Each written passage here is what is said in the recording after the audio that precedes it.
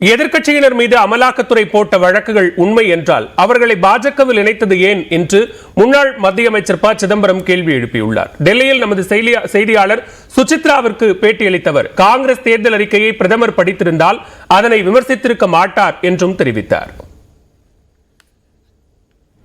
காங்கிரஸ் கட்சியினுடைய அந்த தேர்தல் அறிக்கையை பொறுத்தளவில் அதில் முஸ்லீம் லீக்கினுடைய ஆதிக்கம் அதிகமாக இருக்குது. முஸ்லீம்களுக்காகவே காங்கிரஸ் சிந்தித்து செயல்படுது. ஒரு மாவோயிஸ்ட் மற்றும் நக்சல்களுடைய சிந்தனை தான் காங்கிரஸ் கட்சிக்கு இருக்கின்ற ஒரு கருத்தையும் அவர் நேற்று எங்களுடைய தொலைக்காட்சியினுடைய பேட்டியில் அவர் முன் வச்சிருக்கிறாரு.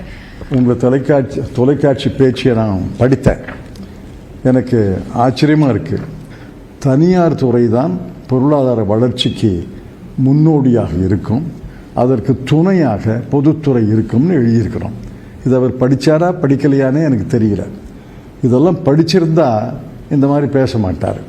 அமலாக்கத்துறை, சிபிஐ இந்த விசாரணை அமைப்புகள் பதிவு செஞ்சிருக்கிற வழக்குகள்ல 3% வழக்குகள் மட்டும்தான் அரசியல்வாதிகள் மேல இருக்கு.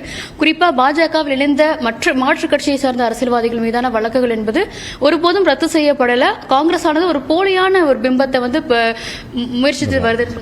27 பேர் மீது வழக்கு அமலாக்கத்துறை, சிபிஐ போட்டது என்பதை ஒப்புக்கொள்கிறார்கள். அவர்களையே உங்கள் கட்சியில் சேர்க்குறீங்க?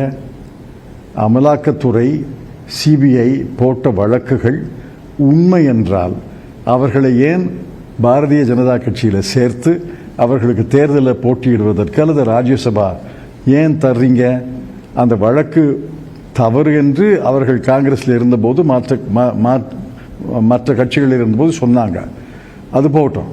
நீங்கள் அவங்கள சேர்த்துக்கிட்டீங்கன்னா அந்த வழக்கு பொய்யா, அந்த வழக்கு போட்டது தவறா, இப்போ சேர்த்தது தவறா, அதை சொல்லணுமில்ல.